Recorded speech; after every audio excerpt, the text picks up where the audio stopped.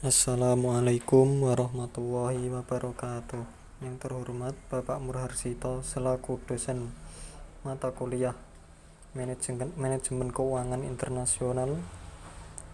Di sini kami akan menyampaikan presentasi dari hasil diskusi kami, yaitu dari Rizky Setia Khairunisa, Muhammad Afif Maulana, dan Soji Suyanmai.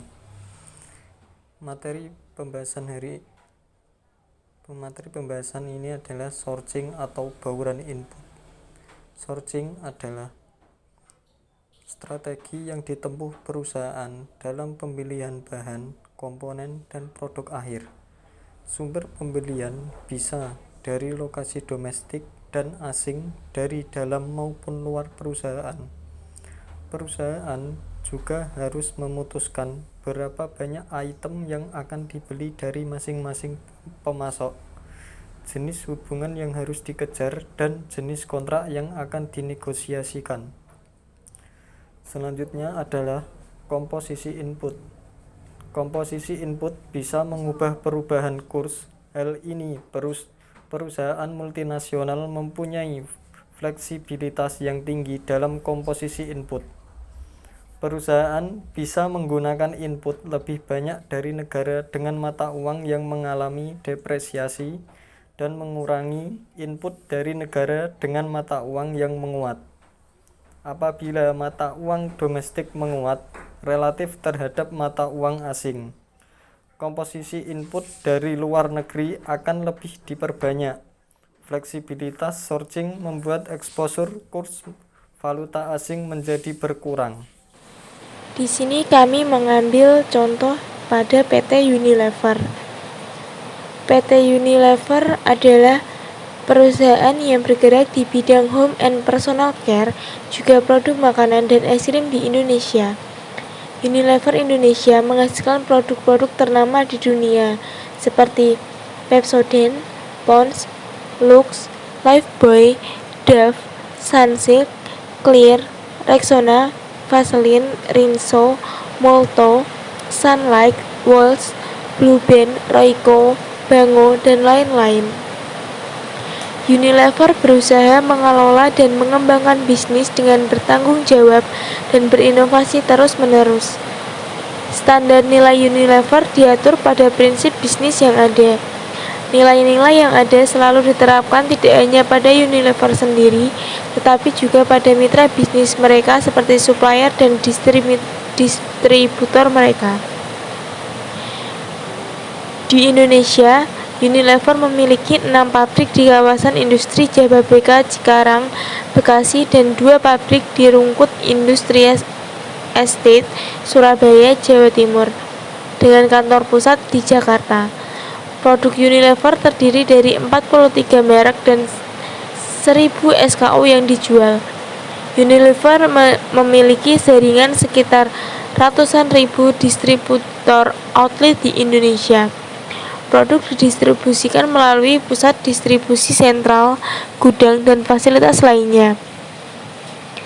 PT Unilever mengadakan perjanjian dengan PT Anugrah Indah Pelangi untuk mendirikan perusahaan baru, yakni PT Anugrah Lever atau PT AL, yang bergerak di bidang pembuatan, pengembangan, pemasaran, dan penjualan kecap, saus cabai, dan saus-saus lain dengan merek dagang Bango, Parkit, dan Sakura, dan merek-merek lain atas dasar lisensi perusahaan kepada PT AL.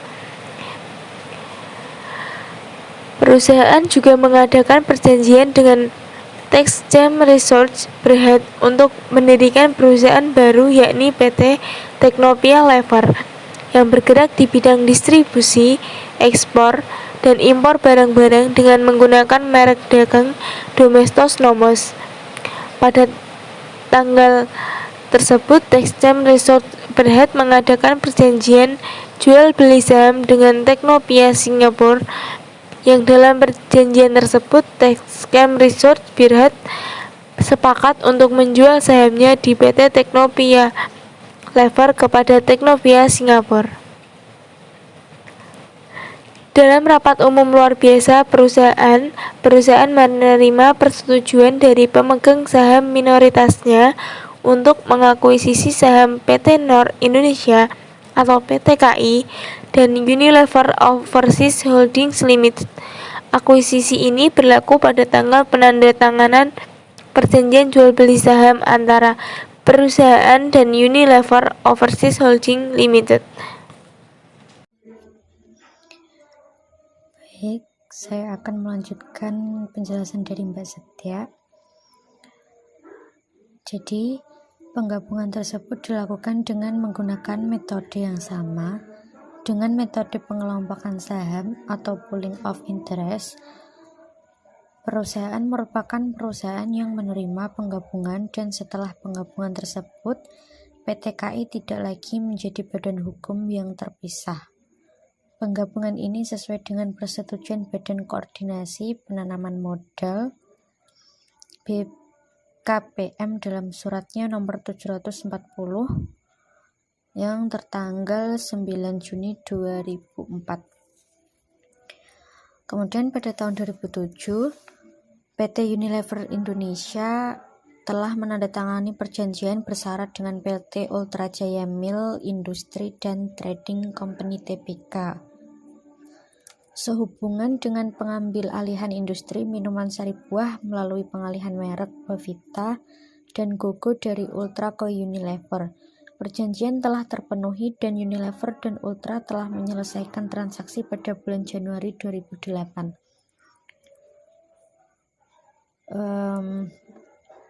Sekian presentasi dari kami. Kurang lebihnya kami mohon maaf. Terima kasih. Wassalamualaikum warahmatullahi wabarakatuh.